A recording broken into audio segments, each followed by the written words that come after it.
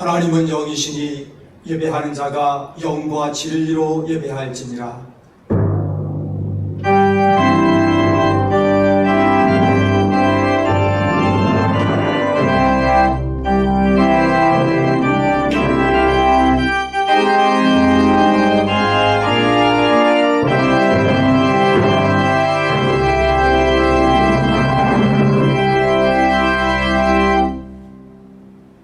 여호와께서 너를 지켜 모든 환난을 면하게 하시며 또 내 영혼을 지키시리로다. 여호와께서 너의 출입을 지금부터 영원까지 지키시리로다. 거룩하신 하나님 아버지, 감사합니다. 예수 그리스도 십자가 보혈로 이루신 구원의 은혜에 감사하며 지난 한 주간 은혜의 손길로 저희의 모든 삶을 인도하시고 보호하신 감사드리며 주일 일부 예배로 저희가 각 처소에서 주님을 앙망하며 예배드리옵나이다. 마음은 주님의 전에 달려나와 한 마음으로 드리고 싶으나 이 역병의 시대에 교회의 건덕을 위하여 이웃을 위하여 자제하며 절제하며 각 장막에서 영으로 하나 되어 예수 그리스도를 믿는 믿음 안에 하나 되어 더욱 간절한 마음으로 주를 우러르며 주님께 예배드리옵나니 성삼위 하나님께서 임재하시어 저희 예배 받으시며 영광받아 주시옵소서.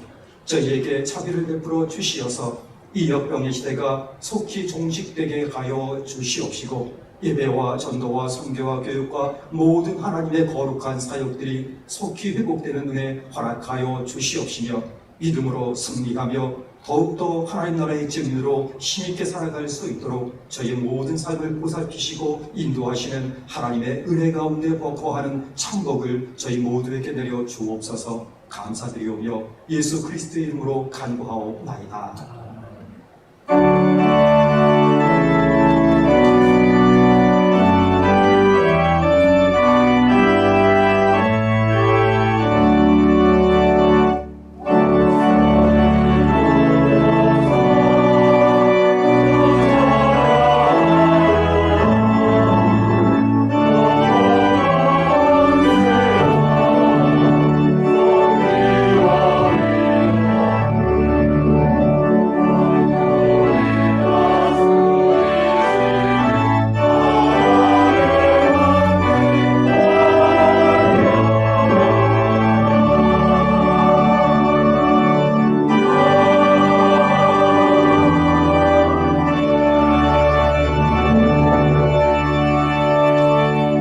나는 전능하신 아버지 하나님 천지의 창조주를 믿습니다.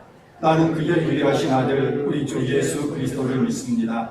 그는 성령으로 잉태되어 동정녀 마리아에게서 나시고 본디오 빌라도에게 고난을 받아 십자가에 못 박혀 죽으시고 장사된 지 사흘 만에 죽은 자 가운데서 다시 살아나셨으며 하늘에 오르시어 전능하신 아버지 하나님 우편에 앉아 계시다가 거기로부터 살아있는 자와 죽은 자를 심판하러 오십니다.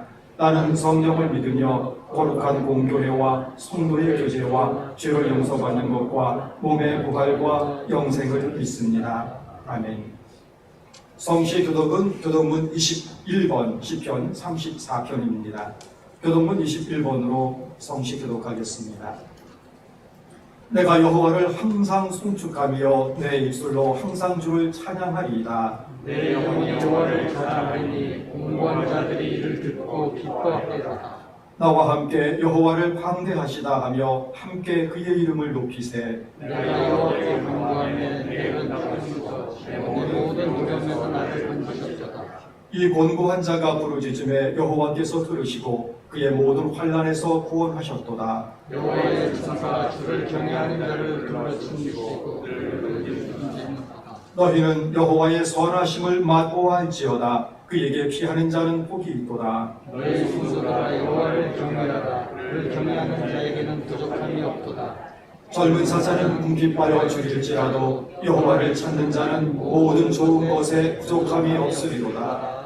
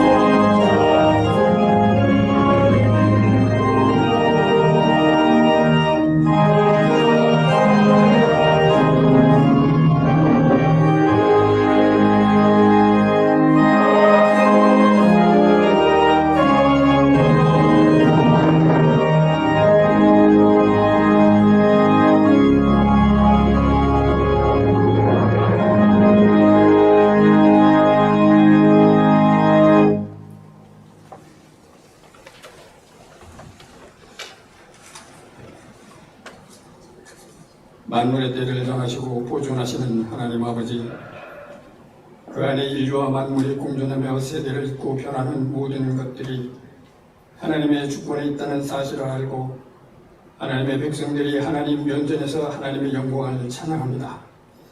코로나19가 몇 날인가, 긴 장마는 며칠인가, 지난 8개월이 날아가는 화살같이 지나갔습니다. 모든 것이 지나가고 변할지라도 주신 계명에 따라 안식일을 기억하고 9월 첫째 주일 일부 예배에 모여 교회에서, 가정에서 영과 진리로 예배하는 우리 모두를 온전케 하시고 깨끗게 하시고 거룩하게 하여 주시옵소서. 코로나19 바이러스가 장기화되며 사람의 일상을 나누고 흩어놓았습니다. 동영상으로 비대면 예배를 할지라도 같은 영으로 인도하여 주시옵소서. 하나님 아버지, 이 땅의 역병과 긴 장마 중에 홍수와 태풍이 덮치고 그래서 무너지고 수마가 삼키는 자연의 유족을 무엇으로도 막을 수 없어 모든 것을 잃어버리고 막연자실합니다. 피해를 입은 지역에 다시 회복할 수 있는 힘을 주시고 위로하여 주시옵소서.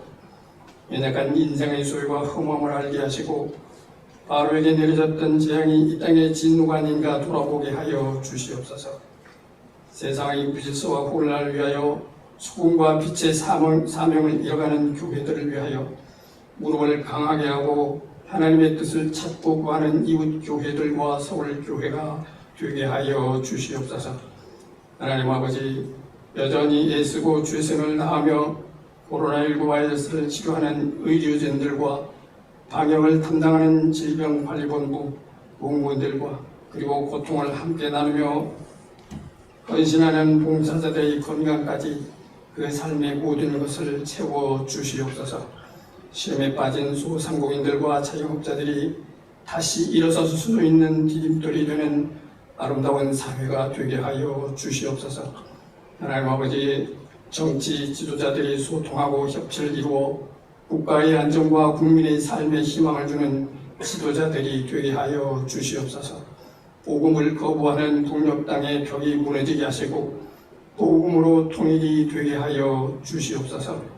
자비하신 하나님 아버지, 서울교회가 바르게 회복되어 천국 시민 양성 만민의 전도, 빈약한 자 부자의 교회 목표를 이루어가며 하나님의 영이 머무는 서울교회로 새롭게 하여 주시옵소서.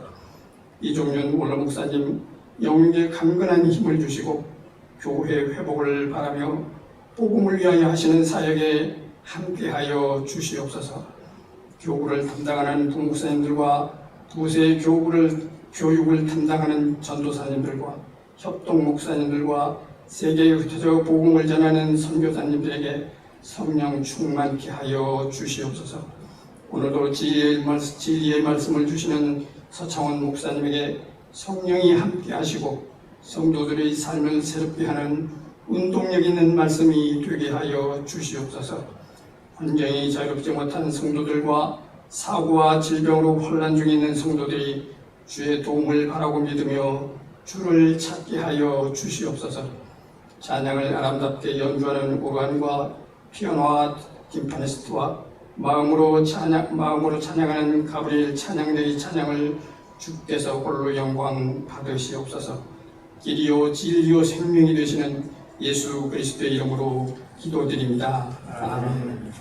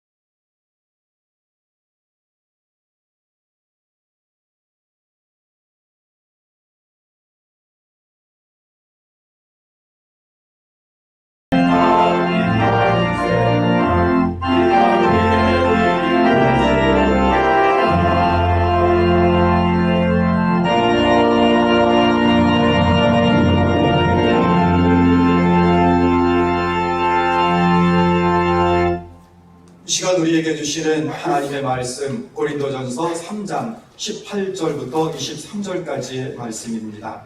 신약성경 고린도전서 3장 18절부터 23절 거룩하신 하나님의 말씀입니다. 앞으로 읽겠습니다. 아무도 자신을 속이지 말라. 너희 중에 누구든지 이 세상에서 지혜 있는 줄로 생각하거든 어리석은 자가 되라. 그리하여야 지혜로운 자가 되리라.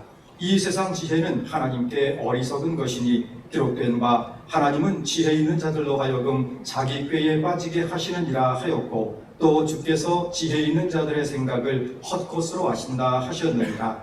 그런즉 누구든지 사람을 자랑하지 말라. 만물이 다 너희 것이니라. 바울이나 아볼로나 게바나 세계나 생명이나 사망이나 지금 것이나 장래 것이나 다 너희의 것이요 너희는 그리스도의 것이요 그리스도는 하나님의 것입니다. 모든 교회 소식은 주보와 순례자를 참고해 주시기 바랍니다. 이제는 정성껏 준비하신 예물을 하나님께 봉헌하겠습니다.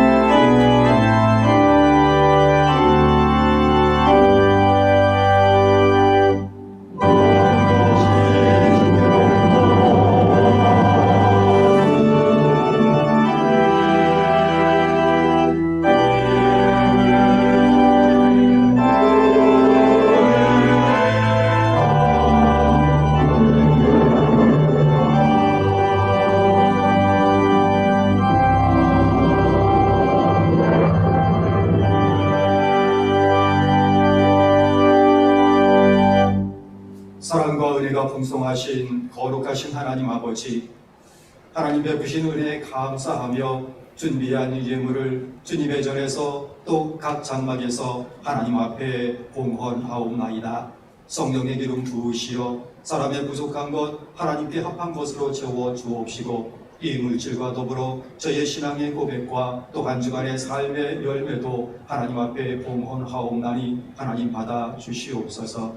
이 예물과 더불어 하나님 앞에 참으로 바치고 싶으나 여러 가지 궁핍하여 바치지 못하는 애소하는 그 마음도 하나님 받아주시고 위로하여 주옵소서. 거룩하신 하나님 아버지, 이제 코로나19 바이러스 역병이 창궐함이 오래되는 가운데에 각 가정과 일터와 이 사회가 궁핍해 있고 숨막히듯이 힘들어하는 상황에 있사옵나이다. 하나님 자비를 베푸시어 이 역병의 시대에 속히 지나가게 하여 주시옵시고 더욱 창조자 하나님, 전능하신 하나님 앞으로 모두가 돌아오고 저희의 신앙이 더욱더 굳게 서는 은혜의 때가 되도록 하나님 역사하여 주옵소서. 이 한 주간도 각 장막마다 일터마다 하나님의 백성들 서 있는 자리마다 은혜로 보호하여 주옵시고 아버지 하나님 일터가 흔들리지 아니하도록 아버지 굳건하게 하시며 회복케 하여 주옵시고 육신의 연약함으로 질병으로 인하여 또 심신의 연약함으로 인하여 오직 하나님만 애소하며 눈물을 흘리는 각 가정과 각 육신마다 예수 그리스도의 아버지 십자가 보혈의 능력으로 덮어주시며 부활의 능력으로 치유와 회복의 역사가 일어나며 하나님 나라를 위한 귀한 간증의 사례가 되는 아버지 귀한 은혜가 일어나도록 하나님 저희에게 은혜 내려주시고 역사하여 주옵소서. 이 한 주간 온전히 주님께 바치기를 소원하옵나이다. 주의 전능하신 손으로 붙들어 주시옵시고 저희는 연약하고 부족하오나 하나님의 능하심으로 채우시고 하나님의 지혜로 인도하여 주시어서 저희의 일거수일투족 한 주간의 삶이 하나님 나라 확장에 쓰임받고 하나님의 뜻 저희의 삶을 통하여 이루어지는 은혜 저희 모두에게 내려주옵소서. 자녀손에게 지혜와 총명도 하시고 만남의 복 더하여 주옵시고 저희 모두가 하나님을 우러르는 가운데에 예배가 속히 회복되는 역사 일어나도록 하나님 은혜 내려 주옵소서. 감사드리오며 우리 주 예수 그리스도의 이름으로 기도하옵나이다. 아멘.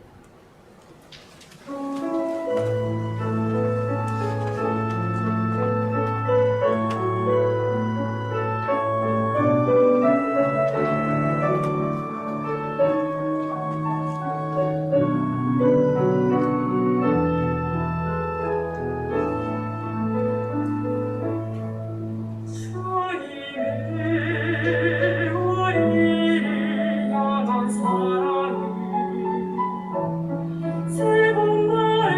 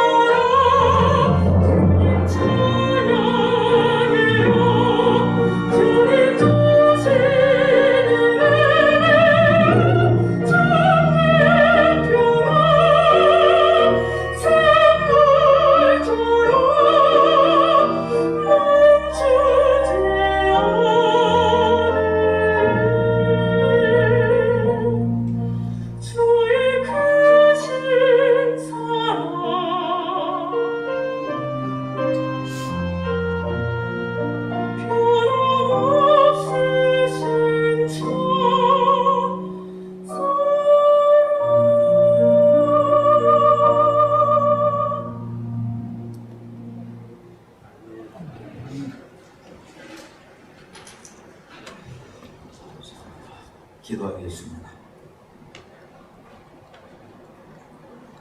살아계신 하나님 아버지, 8개월 동안에 여러 다산다난한 일들이 많은 이 세상 가운데서도 주님의 사랑하는 자녀들을 아들 아낌같이 아껴주시고 보호하여 주셔서 어느덧 신선한 바람이 부는 가을의 초입문의 9월달 첫 주일을 맞이하게 하시고, 비록 코로나 바이러스로 인해서 온라인으로 예배에 동참하는 자들이 대부분이지만 이렇게 여전히 하나님을 경외하는 자리에 나올 수 있도록 우리를 인도하시는 것을 진심으로 감사하옵나이다. 주께서 오늘도 주의 자녀들에게 친히 임재하여 주셔서 예비하신 신령한 은혜를 풍족히 허락하여 주옵시고, 고통과 아픔과 혼란과 질병과 여러 고통 눈물 가운데 있는 이 백성들 주님이 긍휼히 여겨 주셔서 땅에는 소망이 없고 오직 우리 하나님만이 이 민족의 소망이요 열방의 소망인 것을 주님이 친히 나타내 주시옵소서. 이 시간에도 연약한 종 단에 서서 주의 말씀을 대언하게 싸우니 종의 입술을 주장하여 주옵시고, 깨닫는 은혜와 볼 수 있는 눈과 들을 수 있는 귀로 역사하여 주옵소서. 악한 마귀 틈타리 아니하도록 홀로 주장해 주실 것을 간구하오며 존귀하신 우리 주 예수님의 이름으로 기도하옵나이다. 아멘. 고린도전서 3장에 있는 내용들은 육신에 속해 있는 어린아이들처럼 취급받는 고린도 교회의 그리스도인의 특성, 또 그들과 관계를 맺고 있는 사역자들의 정체성을 다뤄주고 있는 본문입니다. 우리가 이미 봤듯이 1절부터 4절까지 고린도 교회 안에 있는 육신에 속한 어린아이의 상태를 지적하면서 단단한 음식으로 먹이지 못하고 저주로 할 수밖에 없는 안타까운 심정을 사도는 기록하고 있고요. 5절에서 9절까지는 교회 안에서 사역자들을 어떻게 대해야 하는지, 또 그들의 정체성이 무엇인지, 하나님과 함께 일하는 동역자들로서 그들 사이에 무슨 서열이 있든지 또 호불호를 따라서 파당을 짓는 이런 일들을 단호하게 금하는 내용을 기록하고 있고, 또 특별히 사역자들은 우리로 하여금 예수 그리스도를 믿는 믿음 안에서 온전히 자라도록 신앙생활을 위해서 세움을 입은 일꾼들인 것을 지적했습니다.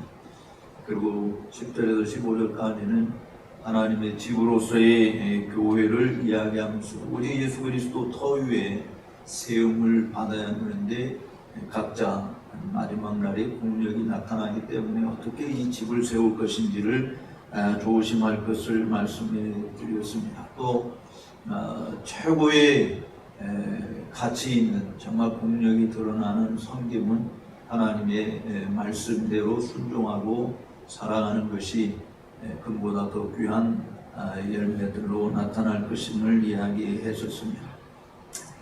또 지난 시간에는 16절, 17절 말씀을 통해서 하나님의 집, 특별히 성전이라고 하는 이 표현을 통해서 교회를 허무는 자들이 아니라 교회를 세우는 자들이어야 한다라고 하는 것도 지적을 했었습니다. 이제 오늘은 마지막 이 단락을 통해서 너희는 그리스도의 것이요 라고 하는 말씀을 제목으로 함께 은혜를 나누려고 합니다. 실질적으로 사도 바울은 이 마지막 부분에서도 교회의 지위와 또 특성이 무엇이어야 하는지를 굉장히 역설적으로 재치 있게 다뤄주고 있다고 보아집니다. 특별히 하나님의 성전인 교회, 그 교회를 구성하고 있는 성도들 모두가 다 그리스도의 것이다 라고 하는 것을 이야기하고 있습니다. 저는 이 말씀으로 우리가 함께 오늘 주님이 주시는 음성을 들으며 은혜를 나누고자 합니다. 첫 번째로 우리가 살펴보고자 하는 것은 참 지혜를 추구하는 자여야 한다라고 하는 것입니다. 참 지혜를 추구하는 자여야 한다. 우리가 이미 본문을 읽었습니다만은 본문의 내용을 보게 되면 좀 납득하기 어려운, 인간적으로 보게 되면 지혜롭다고 생각하는 자라고 한다면 어리석은 자가 되어야 된다, 이렇게 이야기하고 있는데, 정말 우리가 지혜로운 자가 되기를 원합니다만 그 지혜가 과연 뭐냐 라고 이야기할 때, 우리가 일반적으로 뭐 세상 사전적인 측면에서도 그렇고 우리가 일반 교회에서도 동일하게 지혜를 이야기할 때는 우리가 알고 있는 지식을 잘 활용하는 능력을 이야기하지 않습니다. 아는 것이 지식이고 그 지식을 잘 활용하는 능력이 지혜인데, 이거는 공부를 많이 한다고 해서 다 지혜로운 사람이 되는 것이 아니잖아요. 많이 공부한 사람 중에서 정말 어리석은 판단과 말과 행동을 하는 자들이 얼마나 많습니다. 그렇다고 못 배웠다고 해서 저 사람은 무식하다는 소리를 들었는지 모르지만 또 지혜롭지 못하다 이런 소리를 안 듣는 분도 있어요. 참 지혜롭다, 많이 배우지 못했는데도 참 지혜롭다 말하는 것이 정말 우아하고 덕스럽고 삶이 고상한 그런 무슨 부분들, 정말 은쟁반에 달린 금사와 같이 정말 좋은 말들을 하는 이런 사람들도 존재하는 것입니다. 근데 이 지혜와 지식을 잘 겸비한 사람을 찾기는 그렇게 쉽지 않은데요.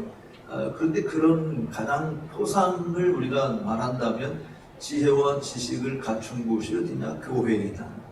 그리고 그 교회에 속해 있는 성도여야 한다라고 하는 것이 성경으로 보면 그게 일반적인 답이라고 생각을 해요. 왜냐하면 하나님을 아는 참된 지식을 가지고 있지 않습니까? 진짜 지식이라고 하는 것이 하나님을 아는 지식이야말로 가장 참된 것입니다. 근데 그 하나님을 소유하고 있는, 그 하나님을 아는 지식을 소유하고 있는 사람은 바로 하나님의 인도를 따라갑니다. 옳고 그른 것을 바르게 분별하고 거짓되고 참된 것이 무엇인지를 깨달을 수 있게 되고, 그리고 참된 것을 추구하고 바른 것을 추구하고 진리를 추구하는 자이기 때문에 당연히 교회, 그리고 그 교회에 속해 있는 성도가 참 지혜로운 사람, 지식이 있는 사람이다, 이렇게 말을 할 수 있는 것이죠. 그런데 현실은 어떠냐? 교회가 오히려 굉장히 부정적인 인식을 많이 심어주고 있는 모습을 보지 않습니까? 왜 그럴까요? 저는 사실 교회가 이렇게 어리석다라고 하는 말을, 뭐 사도 바울이 본문에서 야 지혜로운 자라고 생각하냐, 어리석은 자가 되라고 이야기했으냐, 교회가 사람들한테 그런 소리를 듣는 것이 정상이다라고 이야기하는지 모르지만 그런 의미로 지금 바울이 말하는 것은 아니지 않습니까? 왜 교회가 사람들한테 지탄의 대상이 되고 있는가? 저는 하나님을 아는 지식을 포기했기 때문에 일어나는 일이다라고 생각을 합니다.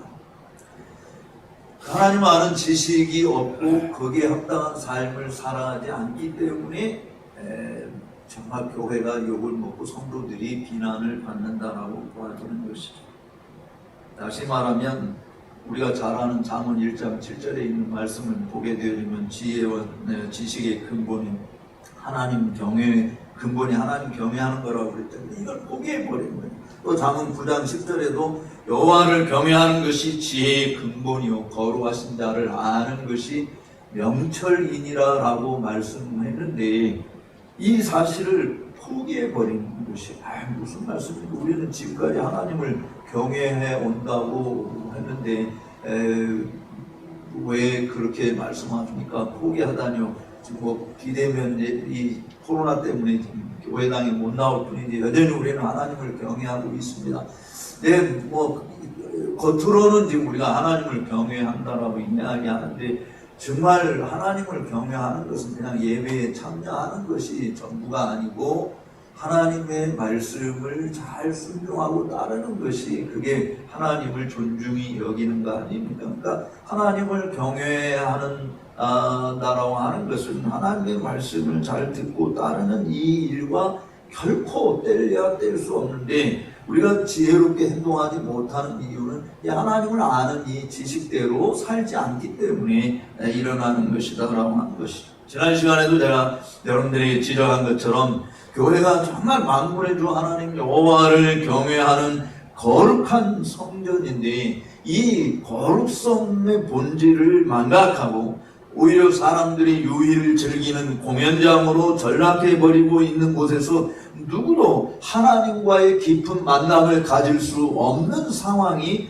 되어버리지 않았습니다. 여호와는 그 성전에 계시니 온 천하는 그 앞에서 잠잠할지니라 라고 말씀했는데, 오히려 이 말씀과 정반대의 길들을 교회들이 걸어왔다. 그 때문에 하나님께서 이 코로나 사태를 통해서 비본질적인 것들을 이참에 다 정리해버리고 교회의 본질을 되찾아야 할 것을 요구하고 있는 거 아니냐라고 하는 말씀을 드렸었지 않습니까? 바로 그런 일들, 본질을 정말 되찾는 것, 본질이 뭔지 알아야 되는 것이고, 그리고 그 아는 지식에 따라서 내가 잘 활용하는 능력을 가질 때, 온전한 분별력이 발휘될 때만이 하나님이 원하시는 하나님의 교회의 모습을 우리들이 견고하게 세워갈 수 있는 거 아니겠습니까? 그렇다고 한다면 정말 참 지혜가 뭐냐? 오늘 본문에서 사도 바울이 이야기를 정말 이상하게 이야기한 것을 다시 한번 같이 읽어봤으면 합니다. 18절에서 20절에 있는 말씀을 같이 한번 읽어보도록 하십시다. 아무도 자신을 속이지 말라. 너희 중에 누구든지 이 세상에서 지혜 있는 줄로 생각하거든 어리석은 자라 되라. 그리하여야 지혜로운 자가 되리라. 이 세상 지혜는 하나님께 어리석은 것이니 기록된 바 하나님은 지혜 있는 자들로 하여금 자기 꾀에 빠지게 하시는 이라 하였고, 또 주께서 지혜 있는 자들의 생각을 헛것으로 아신다 하셨느니라. 아멘. 여러분, 이 세상에 나가서요, 여러분 나는 바보예요 라고 이야기하면 사람들이 이야 지혜로운 사람이래 그런 말 할까요? 쟤는 바보래 하고 다 놀리고 오히려 무시당하는 거죠. 근데 지금 거꾸로 사도 바울은 오늘 본문에서 너 지혜롭다고 생각하느냐? 야 어리석은 자가 되라, 바보가 되라, 그런 이야기잖아. 정말 세상에서 지혜가 있다고 생각하는 그런 자들은 스스로 자기 꾀에 빠지는 속이는 자다라고 이야기하는 거예요. 정말 지혜롭다고 생각하는 자들은 나는 어리석은 자입니다 라고 아무것도 아닌 자로 처신하라고 이야기하는 것입니다. 사실 바울이 이야기하는 것은 뭡니까? 세상에서 그렇게 살았다는 돈 뜯기고 몸상하고 다 빼앗기고 강탈되고 죽임당할 수 있어요. 근데 지금 바울이 이야기하는 것은 그런 의미로 말하는 것은 아니라고 봐야지. 왜냐하면 우리는 세상에서 정말 그렇게 살아서는 안 되잖아요. 근데 바울이 이야기하는 이 부분, 너희가 어리석은 자가 되어야 된다라고 하는 이 부분은 실질적으로 우리가 1장 21절에서 살펴본 것처럼 하나님을 아는 지혜가 없기 때문에 일어나는 일인 것이죠. 우리 사실 인간이 하나님께서 우리 자신들을 계시해 주지 않으면 자기 지혜로 하나님을 알지 못하는, 그러니까 여호와를 경외하는 것이 지혜와 지식의 근본인데, 이 세상은 자기 지혜로 하나님을 알지 못하기 때문에 하나님을 경외할 수 없는 거죠. 하나님을 섬길 수 없는 것이죠. 그러니까 세상에서 야 너희들이 정말 지혜롭다고 생각하느냐? 그러면 나는 하나님을 아는 지식이 없기 때문에 나는 어리석은 자다라고 이야기하는 그런 이야기 아닙니까? 또 하나 이유를 이야기한다면 이런 것이죠. 우리 지혜로 하나님을 알지 못하는 것이지만 한번 따라서 하나님께서 계시해 주지 않는 한 알 수 없다. 그거 문제니까 하나님께서 자기 자신을 계시해 주지 않는 한 누구도 하나님을 알 수 없는 것이죠. 이 세상의 현인들의 모든 지혜를 다 지식을 다 끌어모아도 보이지 아니하는 하나님을 안다? 그것은 불가능한 것입니다. 과거 수많은 관원들과 제자들이 정말 알고자 궁구하였지만 알 수 없었던 건 베일에 가려 있었기 때문에 그런 거예요. 근데 그 가려 있던 베일을 하나님이 열어 제치시고 우리에게 나타내 주신 것이에요. 바로 이것을 우리는 계시라 그렇게 이야기하지 않습니다. 그래서 예수님께서 하신 말씀을 보게 되어지면 마태복음 11장 25절에서 27절에 있는 말씀이 뭐라고 말씀합니까? 예수님께서 대답하여 이르시되 천재 주제자이신 아버지께서 이것을 지혜롭고 슬기 있는 자들에게는 어떻게 하셨어요? 숨기셨다. 근데 어린 아이들에게는 나타내심을 하나님께 감사합니다라고 지금 이야기도 그 다음 구절이 정말 중요한 말씀입니다. 자, 이렇게 된 것이 아버지의 뜻입니다라고 이야기하면서 그 다음 말씀 같이 읽어봅시다. 내 아버지께서 모든 것을 내게 주셨으니 아버지 외에는 아들을 아는 자가 없고 또 아들과 또 아들의 소원대로 계시를 받는 자 외에는 아버지를 아는 자가 없다. 아무도 없다. 그러니까 아들과 아들의 소원대로 사실은 계시를 받는 자는 이 하나님께서 계시해 주신 것, 그 다음에 예수 그리스도의 소원대로 내가 이거 알게 해 주시고 계시해 주신 그런 자들 외에는 아버지를 아는 자가 아무도 없다. 그러니까 그런 의미에서 저와 여러분들이 하나님 아버지를 알고 있는 것은 너무나도 큰 축복이라고 합니다. 이 세상에서 정말 가장 큰 축복이 뭐냐? 내가 하나님을 아는 거예요. 왜냐면 그게 영생이니까. 예수님을 아는 거 그게 영생이니까. 이것처럼 귀한 복이 어디 있습니까? 근데 하나님께서 밝히 보여주시지 않는 한, 계시해 주지 않는 한 하나님을 알 수 없기 때문에 세상에서 내가 얼마나 학식이 많고 능력이 탁월한지 그런 것 가지고 의식되거나 뽐내거나 자랑하지 말라라고 하는 거예요. 왜냐하면 20절에서 이미 그런 모든 것들은 다 하나님이 헛것으로 여기신다라고 이야기했어요. 여기 헛것이라고 하는 것은 아무런 가치도 없는 무익한 것을 의미하는 것이죠. 그러니까 하나님을 알지 못한다라고 하는 것은 여러분들이 정말 도서관을 수천 개를 가지고 운영하는 사람이라 할지라도 그것이 다 무용지물이다라고 하는 것입니다. 그래서 하나님이 거처하시는 거룩한 성전을 짓는데 세상 지식과 지혜가 무슨 소용이 있겠습니까? 물론 솔로몬의 성전을 짓는 데는 두로 왕의 기술자들이 필요했어요.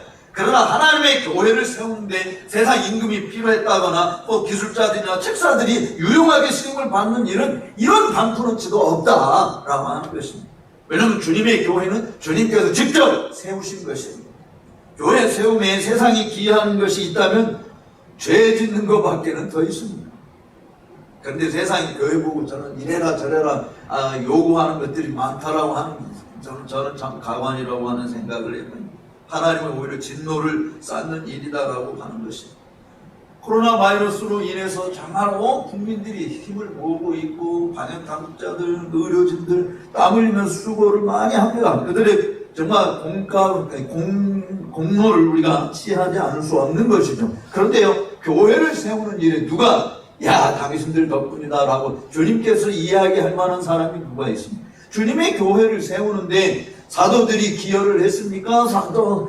그간에 지나간 수많은 믿음의 사람들이 다 기여를 했습니까? 아니, 주님의 교회는 주님이 세우신 거예요. 그것을 그 주님께서 우리를 교회의 일원으로 받아주시고 우리에게 필요한 양분을 공급해 주심으로 우리가 우리 자신들이 받은 은사에 따라서 하나님의 교회를 온전케 하는 일에 그저 수종드는 것 뿐이죠. 그게 정말 우리 자신이 가져야 될 겸손한 자세인 것이, 예를 들어서 내가 왕을 모시고 있는데 왕이 태평세월을 이룰 때 임금님 나가 아니었으면 이렇게 어떻게 태평세월을 이룰 수 있으면 그렇게 임금 앞에서 이야기하면 자리를 온전히 보존할 수 있을까요? 청와대에 있는 사람들이 대통령께서 이렇게 인기를 누리고 있는 것은 내 덕분인 줄 아시오라고 이야기하는 것은 그거는 그 자리를 보존할 수 없는 거예요. 그러니까 우리가 하나님의 교회를 세우는 하나님의 백성들이라 할지라도 정말 나의 다된 것은 하나님의 은혜인데 이 모든 것이 다 하나님께서 하신 일입니다 라고 고백하는 그게 진짜 지혜다라고 하는 것이죠. 겁없이 그냥 막 까불었다가는 쫓겨날 수밖에 없는 거예요. 더구나 이 세상 지혜는 하나님께 미련한 것이고 지혜 있다 하는 자들이 스스로 속임을 당하게 만드는 것이기 때문에 이 세상 지혜를 줬는 것은 다 닥쳤던 게 지붕 쳐다보는 꼴이 되고 말 것입니다. 지성인들이라고 이야기해도 그들의 지혜로 하나님을 할 수 없어요. 결국 우리나라 최고의 지성인으로 뽑히는 분 중 한 분이 이어령 씨인데 그분도 결국 하나님 앞에 무릎을 꿇었지 않습니까? 자기 지식으로 할 수 있는 일들이 없는 거예요. 물론 이런 말을 한다고 그래서 우리가 공부 안 해도 된다, 아이들 학교나 학원 안 보내도 된다, 이런 이야기를 하는 것이 아닙니다. 세상 지혜도 하나님의 일반적인 은총 가운데서 허용하신 선물이잖아요. 그러나 목적은 그 세상 지혜를 얻는 데 목적이 있는 것이 아니라 그 세상 지식을 가지고 하나님을 어떻게 영화롭게 할 것이냐라고 하는데 쓰여지는, 그러니까 하나의 도구에 불과한 것이죠. 진짜 목적은 하나님을 경외하는 데서부터 나오는 것이에요. 그러니까 지혜와 지식의 진짜 가치는 어디에서 찾아지느냐?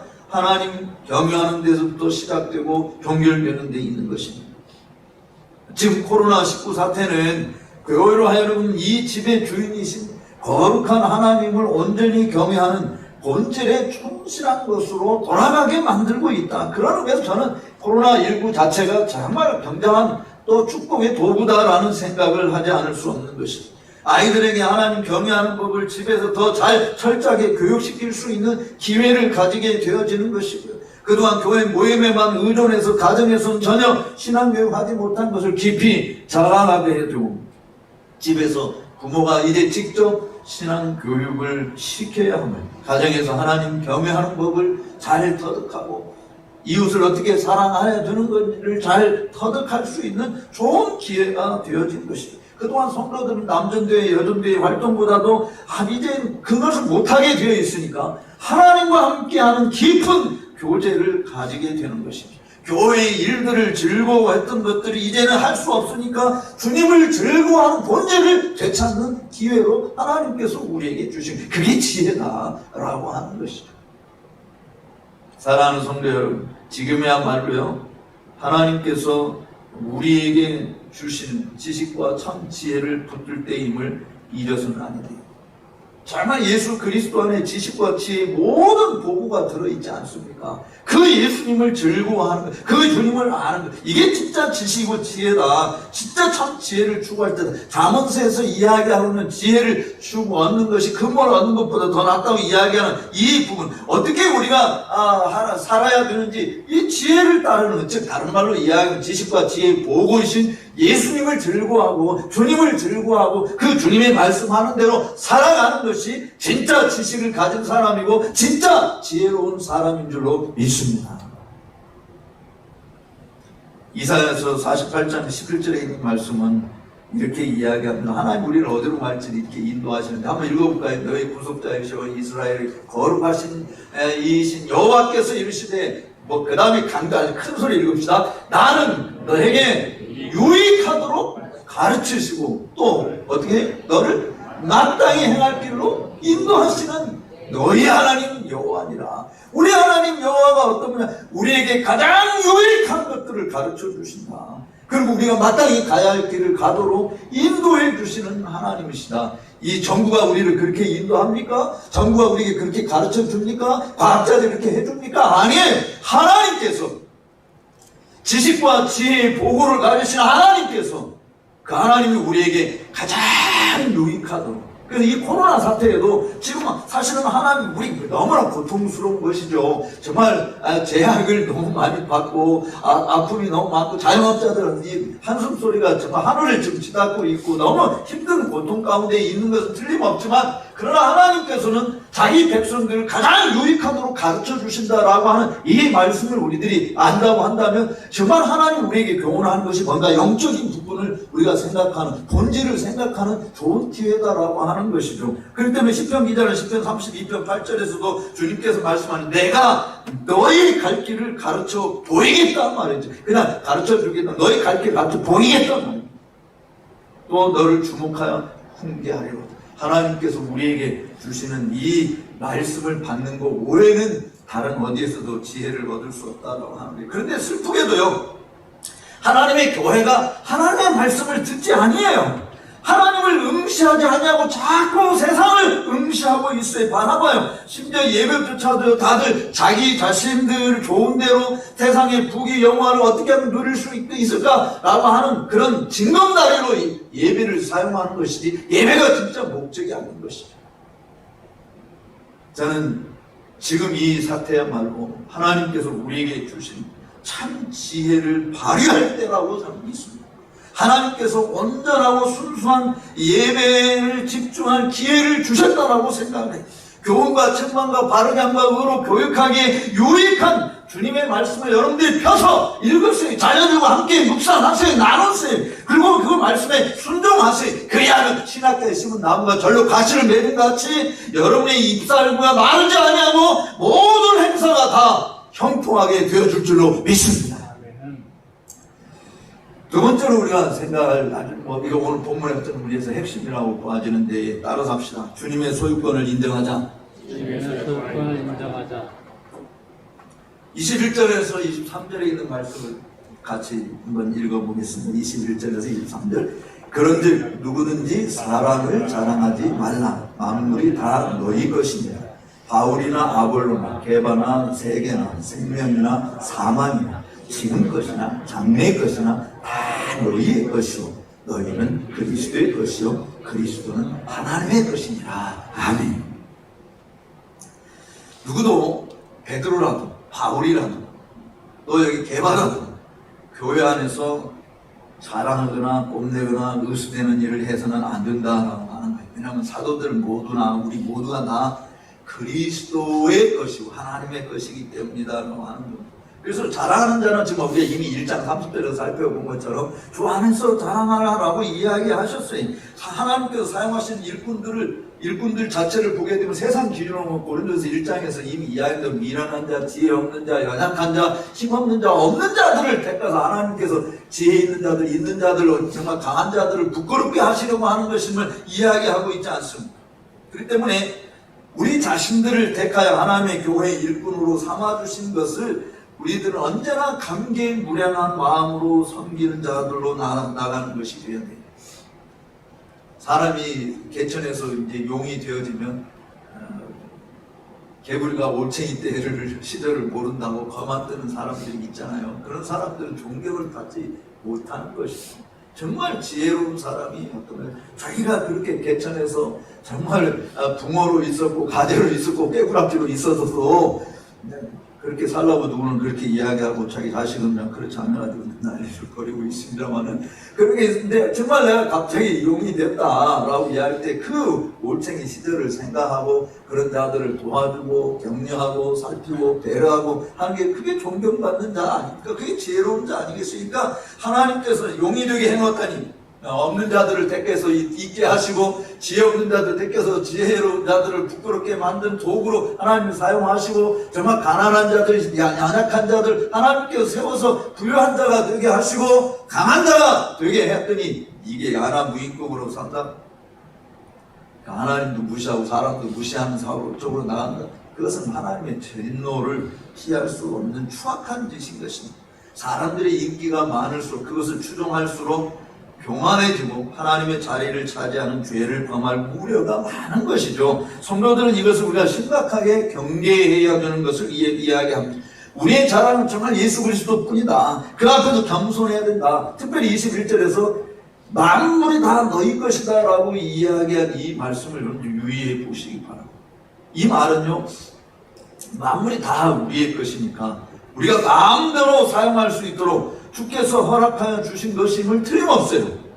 만물이 다 내 것인데 우리의 것인데 주님께서 주신 것들을 그럼 어떻게 사용할 것이냐? 주님의 영광을 위해서 기쁨으로 사용하라고 하는 것이죠. 나 자신을 위해서 사용하라는 말이 아니다라고 하는 것입니다. 근데 마치 이것이 내 것이냐 자랑한다고 한다면 얼마나 어리석은 것이냐라고 하는 거예요. 내게 가지고 있는 것 모든 것이 다 주님께로부터 온 것이다. 그렇기 때문에 주님의 영광을 드러낸 창조하신 이 모든 만물을 창조하시고 누리도록 하시는 그 하나님의 영광을 드러내는 게 그게 지혜다라고 하는 것이죠. 사람 자신을 드러내는 것처럼 어리석기 그지 없는 것이 사람을 자랑하지 말라 분명히 이야기하는 것이 만물이 다 성도들의 것이라고 하는 말씀은요, 또 그리스도 안에서 성도들은 얼마든지 원하는 것만큼 소유할 수도 있다라고 하는 것을 이야기하기도 해요. 그러니까 만물이 다 너희의 것이다는 우리 자신들을 위해서 막 개걸스럽게 사용하라고 하는 것이 아니라 하나님의 영광을 위해서 사용하라는 의미도 있지만 또 또 하나는 이 세상이 너희 것이다라고 하는 것은 얼마든지 원하는 만큼 가지라. 그것도 전제하고 있어요. 그리스도인들이 부자가 되지 말아야 된다고 성경에 한 번도 말해준 적이 없습니다. 그러나 부를 탐하는 것, 돈을 사랑하는 것, 더 많이 가지려고 하는 이 탐욕은 반드시 일만하게 뿌리가 되기 때문에 죄의 사실이 사망이 되기 때문에 우리가 결코 이 죄를 범해서는 안 된다라고 하는 것을 이야기하는 것이. 그런데 가진 부를 그럼 어떻게 사용하느냐, 이게 진짜 중요하지 않겠어요? 남보다 더 많이 내게 허락하신 이유는 주님의 뜻이 주님의 뜻이 뭡니까? 도움이 필요한 자들에게 얼마든지 도와줄 수 있도록 하기 위한 것이잖아요. 그러니까 지식이 더 많은 사람은 그렇지 못한 사람을 옳은 길로 나아가도록 인도할 책임이 있는 것이에요. 우리가 부지런히 배워야 될 이유, 부지런히 일해서 노력해서 정말 부를 창출해야 될 이유가 있다고 한다면, 그냥 내가 잘 먹고 잘 살기 위해서 내 자손 대대로 그냥 굶어 죽지 않고 건물주가 되게 해두고 하는 이것이 목적이 아니고, 많은 사람들을 행복하게 해주기 위한 것이 되어야 된다라고 하는 것이죠. 이 어린아이의 특징은 뭘까요? 어린아이의 특징은 자기 주머니 채우려고 하는 게 강할까요? 남의 주머니 채워주는 게 강할까요? 네. 우리가 애들 다 키워봐서 알지만, 애들 때는 장난감 하나라도 여러 개 장난감은 있지만 누가 와서 그 장난감을 가져가면 안 돼, 내 거야 하고 이거 뺏고 자기가 갖고 놀고 있다가도 누가 그걸 하면 가서 빼서 오잖아요. 자기 중심으로 생각, 자기 주머니 채우는 게 그게 어린아이인 거예요. 힘으로 안 되면 막 울고 불고 날치고 찾고 뭐 누구 찾고 해서 어떻게든지 자기 거 자기가 소유하려고 하는 게 이게 어린아이지 않습니까? 그래서 제가 이제 영국에서 공부하면서 영국 사람 부모들이 애들은 다 영국 애들이나 한국 애들이나 다 똑같잖아요. 그런 성향이 있어요. 근데 부모들이 가장 많이 쓰는 단어가 뭔가, 우리 한국은 공부하라 이건데, 거기 사람들이 가장 많이 쓰는 것은 함께 나눠 쓰라, 쉐어하라. 그러니까 어려서부터 너만을 위한 것이 아니라 함께 나누어서 쓰자라고 하는 이런 부분들을 되게 잘 가르친, 우리 그리스도인의 정신이 그런 거 아닙니까? 내 욕심 채우기 위한 것이 아니고 진짜 지혜로운 사람은 많은 사람들과 함께 나누어 쓰는 것을 이야기합니다. 여기서 우리가 깊이 생각할 것은 이것입니다. 내게 없는 것 가지고 말하지 마십시다. 또 나보다 더 많이 가지고 있는 사람과 비교하지도 마십시다. 지금 내가 가지고 있는 게 뭐냐? 지금 내가 소유권을 행사할 수 있는 게 뭐냐? 근데 내가 가지고 내 소유권을 행사할 수 있는 그것조차 이게 주님의 것이라고 하는 사실을 여러분이 인정하는 거예요. 이게 중요한 거예요. 하나님께서 우리에게 만물이 다 너희의 것이다 라고, 이 말은 우리에게 자신이 마음대로 쓸 수 있는데, 근데 그게 진짜 주님의 소유권인 것을 인정하느냐라고 하는 거예요. 사도 바울은 23절에서 상당히 의미 있는 문구를 이야기했어요. 여러분 23절을 다 같이 한번 읽어보겠습니다. 23절, 너희는 그리스도의 것이요 그리스도는 하나님의 것이니. 실질적으로 사도 바울 23절을 이렇게 끝낼 수 있어요. 너희는 그리스도의 것이니라 하고 마침표를 딱 찍을 수 있어요.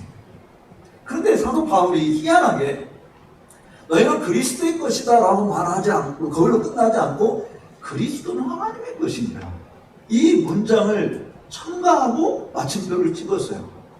왜 그랬을까요? 예수님이 하나님보다 좀 열등한 존재인 것을 보여주는 거 아닐까, 이렇게 생각할 수도 있어요. 얼핏 보게 되었지만. 그러나 성경에서는 성부, 성자, 성령, 하나님이 다 동등한 하나님으로 이야기하잖아요. 그러니까 예수님이 하나님보다도 못한 서열이 낮은 분이다, 이렇게 이야기하기 위해서 한 것이 아니다라고 하는 것을 우리가 생각합니다. 그렇게 한다면 왜 사도 바울이 너희는 그리스도의 것이요 풀스탑, 거기서 끝나는 것이 아니라 그리스도는 하나님의 것이다, 이 문장을 다 붙이고 그 다음에 거기에 마침표를 찍으셨는가? 저는 이 말씀을 묵상하면서요, 빌립보서 2장 7절과 8절에 있는 말씀을 생각했어요. 예수님께서 하나님과 동등됨을 취할 것을 여기지 않고 자기를 비워 종의 형체를 가지고 사람의 모양으로 오셔서 하신 일이 뭐냐면 죽기까지 아버지의 뜻에 순종하셨다. 라고 하는 것을 이야기합니다. 그러니까 지금 사도 바울이 너희는 그리스도 것이요 그리스도는 하나님의 것이다, 이 말씀을 통해서 우리에게 교훈해 주시고자 하는 것이 있다고 한다면, 뭔가 예수님은 전적으로, 예수님이 다시마 하나님이신데 모든 것이 다 그로 말미암아 지은 바 되었고 그에 의해서 창조되었고 보존되고 있는데, 그 예수님이 그 하나님의 것이다 라고 이야기할 때 그 예수님이 자기 임의대로 자기 생각대로 자기 뜻대로 함부로 사용한 것이 아니라 어떻게 했다는 거예요? 철저하게 자기를 보내신 아버지의 뜻에 순종했다라고 하는 것을 이야기하잖아요. 그러니까 만물이 너희의 것이다 라고 이야기하고 너희는 그리스도의 것이다 라고 하는 이 말씀을 우리에게 보여주고 있는 모습은 뭐냐? 우리로 하여금 우리 소견대로 마음껏 내 마음대로 행하는 자들이 아니라 철저하게 우리를 구원하여 하나님의 자녀로 삼아주신 아버지의 뜻대로, 즉 하나님의 뜻대로 사용해야 된다. 이것이 주님의 소유권을 인정하는 것이다. 그러니까 뭐 내 것인데 내 마음대로, 우리가 보통 이렇게 얘기하면 내가 벌어서 내 것대로 쓰겠다는데 뭔 참견이야? 라고 이야기하려는지 모르겠어요. 그리고 세상에서 얼마든지 가능한 일에, 그러나 그리스도인들은 물론 내가 벌었어요, 내가 힘을 얻었어요, 내가 공부해서 지식을 쌓았어요. 그렇지만 그것을 사용하는 데 있어서는 내가 했기 때문에 내 마음대로 한다, 이게 아니라 나가 그리스도의 것이다. 그렇기 때문에 하나님의 뜻대로 그리스도께서 그렇게 본을 보여주신 것처럼 자기가 얼마든지 하실 수 있음에도 불구하고 임의대로 말하지 않고 아버지께서 내게 주신 말을 했고 아버지께서 나에게 하라고 하신 일을 전체적으로 순종하며 했던 것처럼 하나님께서 우리에게 주신 것들을 가지고 하나님의 뜻대로 하는 것이 필요하다라고 하는 거예요. 사실 하나님께서 야곱을 부르시면서, 이스라엘을 부르시면서 하신 말씀이 그거 아닌가? 이사야 43장에 있는 말씀을 보시면 뭐라고 이야기합니까? 1절 말씀을 보면 야곱아 너를 창조하신 여호와께서 이제 말씀하십니다. 이스라엘아 너를 조사하는 자 이제 말씀하십니다. 너는 두려워 말라. 내가 너를 구속하였고 내가 너를 지명하여 불렀나요. 너는 내 것이라. 저는 이 말이 얼마나 사실은 굉장히 힘들고 낙심되고 이랬을 때, 이 말씀을 읽을 때 하나님께서 너는 내 것이다, 이 얼마나 큰 위로와 용기와 소망을 심어주는 말씀. 너는 내 것이다. 그럼 7절에 뭐라고 말씀했습니까? 물은 내 이름으로 일컫는 자고 내가 내 영광을 위하여 창조된 자를 오게 하라. 그들을 내가 지었고 만들었느냐. 내가 지었고 만들었다. 욕심쟁이 부대세라고 해서, 그래서 하나님 우리에게 있는 거 그거 그냥 뺏어가려고 그렇게 하시는 건가요? 아니잖아요. 사실은 너희는 내 것이다. 너는 내 것이다. 그리스도의 것이다. 이 사실을 우리에게 확인하는 한 방편으로 주는 것이지 않습니까? 주님의 뜻대로 사용하는 것이 주님의 소유권을 인정하는 것임을 믿으시기 바랍니다. 그래서 사도 바울은 로마서 11장 36절에서 뭐라고 하면 이 만물이 다 주에게서 나오고 주로 말미암고 주에게로 돌아오는, 만물이 우리들도 다 포함되어 있는 거예요. 만물이 주에게서 나오고 주로 말미암고 주에게로 돌아간다 말이지. 그래서 영광이 세토록 그에게 있을지어다. 이게 우리들의 칼빈주의 신앙, 개혁주의 신앙의 아주 모토 아닙니까? 모든 만물이 다 그에게로 돌아가게 되는 거예요. 그렇기 때문에 주께서 쓰시겠다라고 이야기할 때 믿음의 사람들은 한 사람도 왜요? 이렇게 따지거나 이유를 묻지 않고 주께서 쓰시겠다라고 이야기할 때 기꺼이 예 하고 드리는 것이, 그게 참된 신앙인들의 모습인 것입니다. 소유의식이 강하면 이 땅에 자기를 위해서 쌓아두는 게 많아요. 정말 그 쌓아두다가 뭐 할 겁니까? 나오면 다 가지고 갑니까? 10원 한 장도 가지고 갈 수 없잖아요, 죽을 때. 이 모든 것이 다 주님의 것이라고 하는 믿음은 모든 것을 모두가 다 누리는 자리로 나아가게 하는 것인 줄로 믿습니다. 나만 누리고 나만 즐거워하는 것이 아니라 모든 것을 모두가 다 함께 누리는. 그러니까 성도들이 이 세상에서 살아가는 지혜로운 방식은 따라서 합시다. 받는 것보다 주는 것이 복이 있다. 믿습니까? 받는 것보다 주는 것이 복이 있다라고 하는 거예요. 주님의 것을 누리게 하셨으니 감사하고 그 주님의 은혜로 구원받는 성도들이 함께 나누니 그 즐거움이 더 큰 것이, 이것이 우리를 구원하여 주신 하나님의 아들딸로 삼아주신 하나님의 은혜의 영광을 찬미하는 삶을 사는 것인 줄로 믿습니다.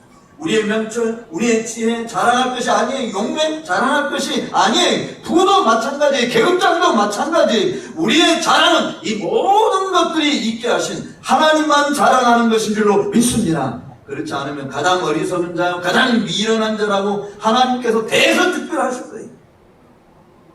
말씀을 맺으려고 합니다. 헛되고 헛되며 헛되고 헛되니 모든 것이 헛되다. 이런 말을 남기며 여러분의 인생을 마감하시겠습니까? 아니면 주님처럼 다 이루었도다. 아니면 바울처럼 나의 달려갈 길을 다 마치고 믿음을 지켰도다. 이런 고백으로 여러분의 삶을 마감하시겠습니까? 선택은 여러분의 것이고 여러분은 주님의 것임을 잊지 마시고 주님의 것으로 이 한 주간도 승리하시고 정말 어렵고 힘든 것이지만 하나님께서 우리를 가장 유익하도록 가르쳐 주시고 마땅히 가야 할 길로 인도해 주시는 그 하나님을 굳게 신앙하면서 하나님의 영광을 위하여 여러분 전 세계를 헌신할 수 있는 그런 복된 자들이 다 되시기를 주의 이름으로 축복합니다. 기도하겠습니다. 살아계신 하나님 아버지 감사합니다. 우리같이 죄와함으로 죽은 자들 머리에서 발까지 온통 죄로 물들었던 우리들을 주님께서 긍휼히 여겨주시고 사랑해 주시고 불쌍히 여겨주셔서 죄로부터 사함을 받게 하시고 그리스도 예수의 의의 옷을 입혀주시고 하나님의 아들 딸로 만들어주신 그 은혜를 참으로 감사합니다.